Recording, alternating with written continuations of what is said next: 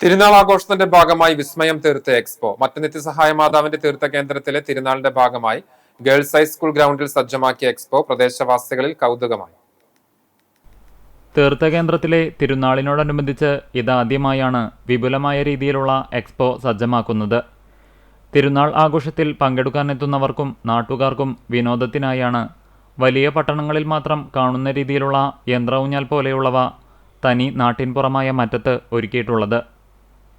ജയൻവീൽ, Columbus, break dance, dragon, water bottle, virtual game, jamming, dog show, balloon തുടങ്ങിയ വിനോദ ഉപാധികൾക്കൊപ്പം വിവിധ രുചിഭേദങ്ങൾ ആസ്വദിക്കാനായുള്ള വിശാലമായ ഫുഡ് കോർട്ടും എക്സ്പോയുടെ ഭാഗമായി സജ്ജമാക്കിയിട്ടുണ്ട്. കഴിഞ്ഞ ദിവസം മുതൽ ആരംഭിച്ച എക്സ്പോ ആസ്വദിക്കാൻ സ്ത്രീകളും കുട്ടികളും ഉൾപ്പെടെയുള്ളവരുടെ വലിയ തിരക്കാണ് അനുഭവപ്പെടുന്നത്. തൃശൂർ പൂരം എക്സിബിഷനും ഉത്രാളിക്കാവ് പൂരം എക്സിബിഷനും പോലെ വരും വർഷങ്ങളിലും മറ്റം തിരുനാളിൻ്റെ ഭാഗമായി എക്സ്പോ തുടരുന്നതിനാണ് സംഘാടകർ ലക്ഷ്യം വയ്ക്കുന്നത്.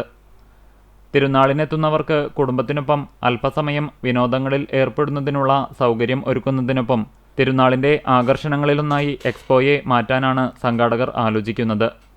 ഈ വർഷത്തെ എക്സ്പോ വിജയിച്ചാൽ വരും വർഷങ്ങളിലും എക്സ്പോ തുടരുന്നതിനാണ് തീരുമാനം.